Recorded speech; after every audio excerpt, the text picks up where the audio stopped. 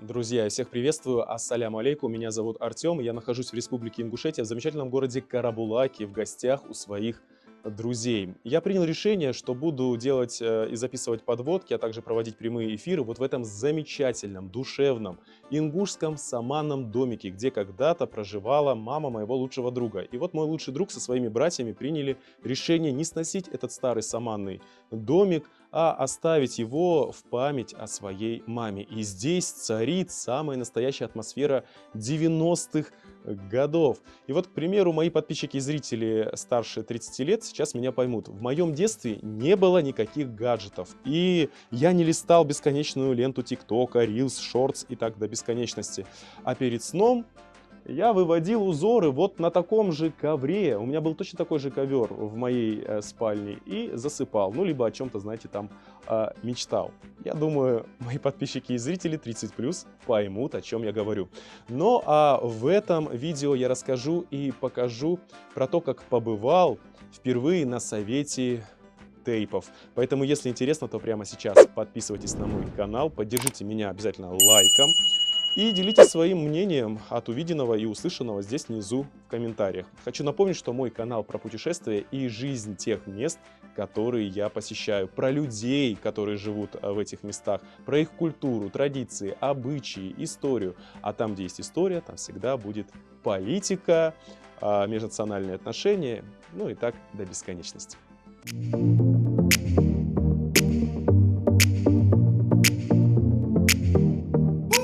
В совет тейпов ингушского народа входят авторитетные старейшины, представители всех ингушских фамилий. Слово «тейп» в переводе с ингушского языка означает «род», «фамилия».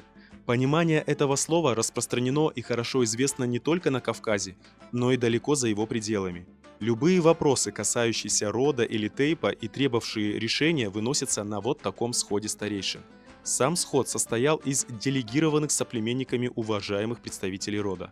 Авторитетные люди, избранные однофамильцами, имели честь отстаивать интересы тейпа и фамилии, поэтому в свою очередь их должны были слушать все представители тейпа. Здесь решаются внутренние вопросы и проблемы, касающиеся самого тейпа, а также республики.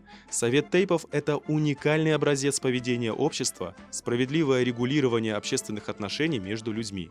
Для меня было большой честью посетить такую важную организацию в Республике Ингушетия. Уважаемые гости и члены Советской Республики, подошел к концу отчетный год, очередной год, и наступило время подвести итоги нашей совместной работы, провести выборы председателя, обозначить основные направления работы на будущее.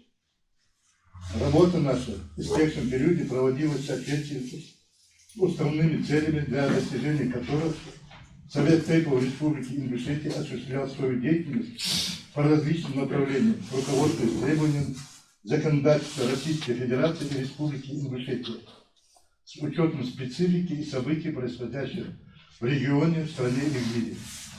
Так, в целях восстановления исторической справедливости и законности, обеспечения и сохранения территориальной целостности Республики Ингушетия, исполнения статьи 11 Конституции Республики Ингушетия и Закона о реабилитации репрессированных народов, нами неоднократно направлялись обращения в органы власти различных уровней, результатом которых стал прямой контакт с парламентариями Ингушетии с целью выработки плана совместных мероприятий. Свою часть достигнутых договоренностей мы выполнили. Наши предложения по нормализации и приведению ситуации в правое русло были направлены в Народное собрание Республики Ингушетия, однако депутаты затянулись их изучением. Вопросы, связанные с реабилитацией репрессированных народов, крайне болезненные и чувствительные, но их в любом случае надо решать. Понятно, что прерогатива восстановления прав и законности в руках федерального центра, имеющего все инструменты решения искусственно затягивающихся проблем, но региональные и местные власти, общественность тоже не должны оставаться в стороне. Только при совместном деятельном участии возможны серьезные подвижки. Будем надеяться, что в новом году наше взаимодействие со всеми заинтересованными лицами по главному для Ингушетии вопросу активизируется должным образом.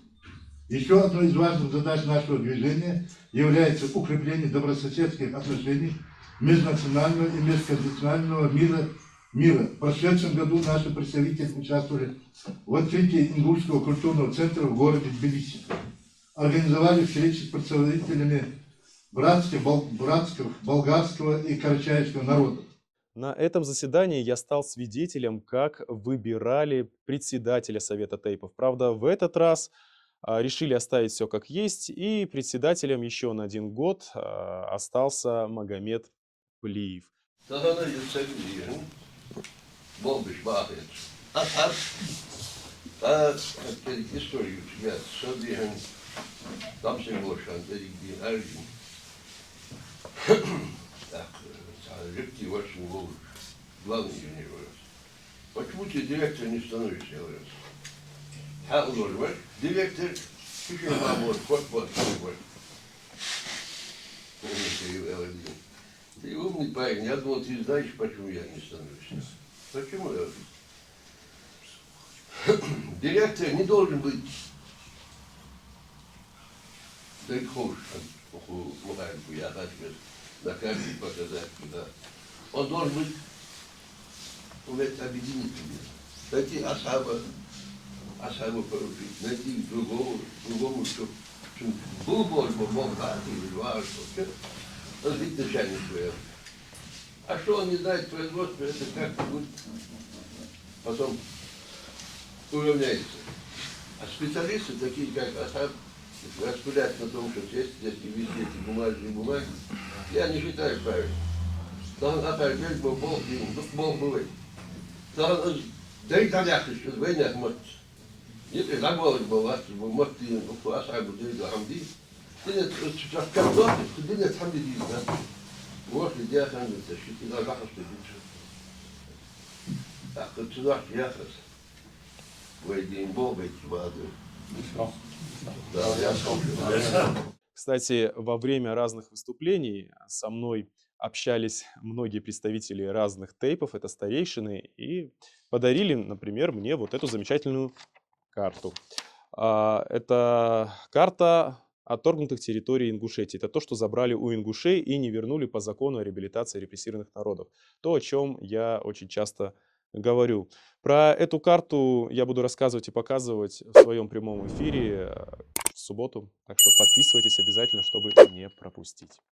Мы посылали письмо на имя председателя, значит, правительства республики, на имя, значит, главы республики о том, чтобы выборы, чтобы народное собрание пересмотрело вопрос о выборах главы республики. То есть сегодня нам главу республики выбирает парламент, а не народ Ингушетии. И мы фактически выключены из этих выборов, то есть бездействуем.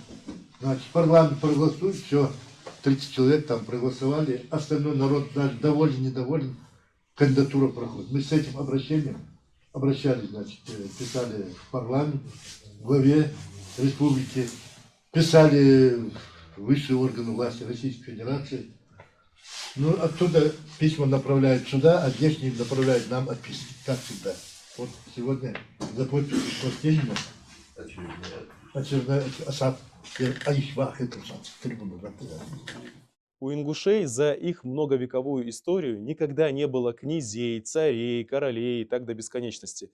У них всегда был совет старейшин, где они вот так вместе собирались, как на видео, да, и обсуждали разные насущные вопросы и решали проблемы. Обращение Хайкру на ингушском языке к вынужденным переселенцам из Западной Ингушетии, чтобы они обратились к главам Осетии и копии Калиматовой с требованием поспособствовать их возвращению в родные населенные пункты с указанием количества членов семей в 1992 году и ныне. Второе. Определить делегацию к Чайке. Третье. Обратиться к представителю правительства Республики Ингушетия с просьбой предоставить помещение для проведения съезда к 100-летию государственности Ингушетии. Вот эти 3 вопроса. Нам надо как-то определиться. Вот вы знаете, мне сейчас не хочется говорить «мымалдар», ингуши поймут, плохих слов в сторону тех людей, которые не хотят контактировать с советом тейпов и как-то им помочь.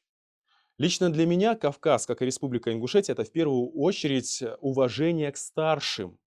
А совет тейпов состоит из старейшин. И как вот самые уважаемые люди здесь, в Республике Ингушетия, могут ютиться в этом небольшом и неотапливаемом помещении напротив кладбища в Плиево. И еще платить за аренду 25 тысяч рублей. Да, старейшины скидываются, кто сколько может, чтобы оплатить аренду за это помещение. Это что такое? Это же неуважение к старшим в первую очередь. О них нужно заботиться. Ну, по крайней мере, меня так моя мама учила. И почему бы местные власти не пойти навстречу совету тейпов и не выделить им хорошее добротное помещение в столице Республики Ингушетия в городе Магасе? Ну это же ваши старики, которые подарили вам же будущее. О них нужно позаботиться. Очень некрасиво. Если честно, я испытывал стыд. Некоторые не контактируют с советом тейпов, потому что считают их какой-то непонятной организацией. Почему для меня лично это понятная организация? За 2 с лишним часа я не заметил ничего плохого. Там все патриотично настроены, все за Россию. Все хотят, чтобы в республике была хорошая, пусть не супер там какая-то роскошная жизнь, просто хорошая и стабильная жизнь. Старшие переживают за будущее поколение. Они о нем заботятся. Это нормально абсолютно. Так нужно помочь старикам, старейшинам и быть вместе, понимаете, самое главное. Объединиться. А то я вижу, что у ингушей нет единства. Местная власть сама по себе, совет тейпов сам по себе, и простые люди тоже сами по себе. Ну так не должно быть. Ингуши так никогда не жили. Никогда. Поэтому будем просить Бога, чтобы он помог старейшинам Республики Ингушетия, чтобы восторжествовала справедливость, их услышали и выделили им хотя бы нормальное помещение в столице Республики Ингушетия.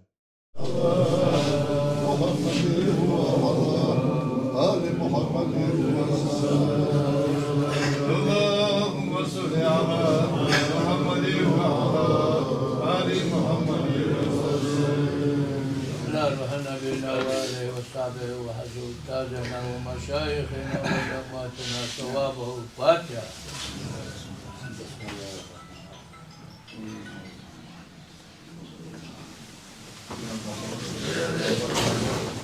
Для меня лично это было большой неожиданностью, когда в конце заседания Совета тейпов меня решили отметить грамотой, а также подарить вот такой важный и нужный лично для меня подарок. Это энциклопедия, да, про Ингушетию. Она иллюстрированная Якуба Патиева. Здесь вся история Ингушетия и все люди, которые были связаны с Республикой Ингушетия. Очень нужный, ценный и важный лично для меня подарок. Еще раз огромное спасибо Баркал, всему Совету тейпов и ингушам за ваше доверие, за вашу поддержку. Меня действительно очень тепло приняли в этом совете. Благодарственное письмо. Выражаем сердечную благодарность Артему Игоревичу Плата за деятельное участие в общественной жизни Ингушетии, за объективное освещение ситуации с правами и свободами человека и гражданина на территориях, незаконно отторгнутых от Ингушетии преступным сталинским режимом, за отстаивание и защиту прав репрессированных народов на восстановление законности и справедливости в соответствии с Конституцией Российской Федерации, Конституцией Республики Ингушетия и законом РСФСР от 26 апреля 1991 года о реабилитации репрессированных народов. Председатель Совета тейпов Республики Магомед Плиев. Спасибо. Спасибо. Спасибо. Баркал. Так, и еще, Артем, вот мы хотели, ты темой Ингушетии занимаешься, вот мы хотели тебе вот такой труд подарить. Да, написан известным ингушским политологом, общественным деятелем Якубом Патиевым. Тут не только рассказывается о личностях, о событиях, которые связаны с Ингушетией. Более глубоко. Спасибо. Спасибо, спасибо большое. Иногда некоторые мои подписчики, зрители и хейтеры упрекают меня в том, чтобы я не говорил про Республику Ингушетия. Просто мне запрещают говорить, верить всяким там сплетням, слухам. Но я им говорю, если мне запретит говорить про Республику Ингушетия Совет Тейпов, тогда я оставлю эту тему. Вот они меня пригласили. И никто там не был против. В зале было больше, наверное, 50 человек. Ни один старейшина не встал, знаете, в знак протеста. И, ну, в общем, не запретил мне приезжать в Ингушетию, рассказывать и показывать про жизнь в Республике Ингушетия, про замечательный гостеприимный народ ингушей. Мне разрешили, меня все поддержали, и за это я очень благодарен. И еще раз говорю огромное спасибо Баркал. Надеюсь, что это был не первый, не последний мой визит. Я обязательно буду заглядывать теперь на этот совет Тейпов и с вами делиться всем тем, что я там увидел и услышал.